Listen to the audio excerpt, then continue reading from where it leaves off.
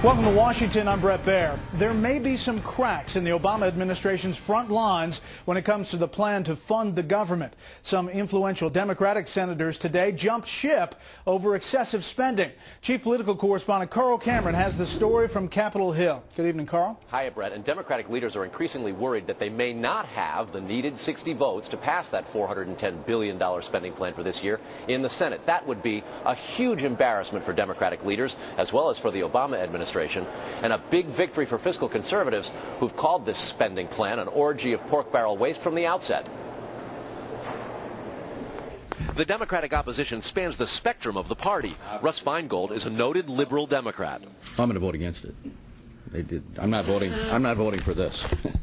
You know, the president should veto it, and it should be sent over there. The president should veto it. Other liberal critics include Bill Nelson of Florida and New Jersey Democratic Senator Bob Menendez, who's among the highest-ranking elected Latinos in the country.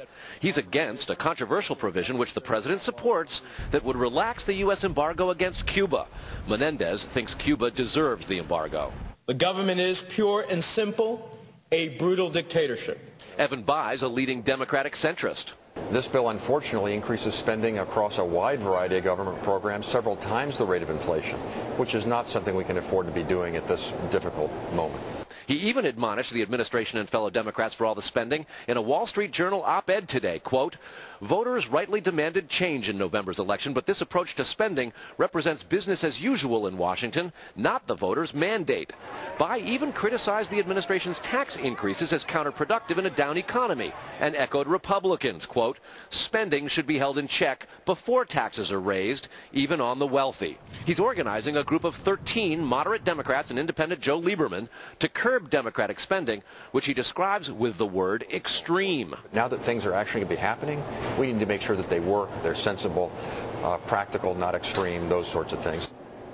One by one throughout the day, a host of Republican amendments aimed at stripping out those earmarks have been systematically defeated. If, in fact, the measure does get killed, and that could come as soon as Friday morning, it would mean that spending would not go up the 8.5% that's planned in this $410 billion budget. Instead, it would be held to last year's levels, and that would mean a savings of billions. Brett?